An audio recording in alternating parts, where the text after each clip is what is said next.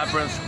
Yeah, that's a 10-hour topic there, but the someday idea. You got this, the money complex labyrinth, how you're transferring your need for mother onto money, that whole area.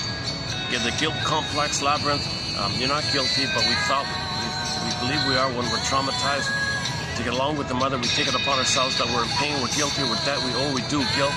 We're not guilty. No baby's born guilty, bad sinner, nothing like that. But he believes that in an attempt to make sense, in an attempt to protect the mother, preserve the mother, have a loving mother, because he needs a loving mother. So he takes it upon himself that he's no good. That's called guilt, debt, shame, guilt. It's not that, but he believes that to have a mother, he's got to think that. So you got to face this guilt thing. So in the guilt one, we talk about the Twilight Zone episode, one of the Twilight Zone episodes about the guy's guilt nightmare, and then we talk about and a few other films and points in that area. The someday complex, I just mentioned that's a huge one. The someday complex, a lot of the oral fixation actually is in that someday complex. You gotta in your journey in the labyrinth, you gotta face either or thinking. One way the baby copes with trauma is to psychic splitting. Mother hurting me? No, she's a monster. The monster cannot be my mother. My mother's a goddess. So the mother's one human. Baby never got a chance to see that. In his imagination, it's goddess and demon now. So you got to update this. You got to correct this. You got to fix this. You got to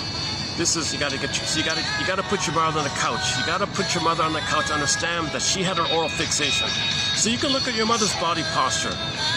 Did she walk like a matchstick or something? Was she very stiff? Or was she like a waif, like slouched over a waif or something?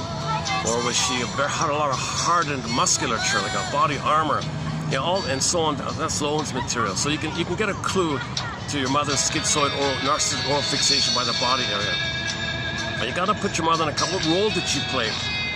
If your mother always played a kind of a role, like martyr or sacrificial caregiver, or got to fix everything, or got to be a doll, or got to be the comedy one, or got to be the leader. If she's kind of in role mode, not really being herself, just playing a role, okay, that's schizoidish area.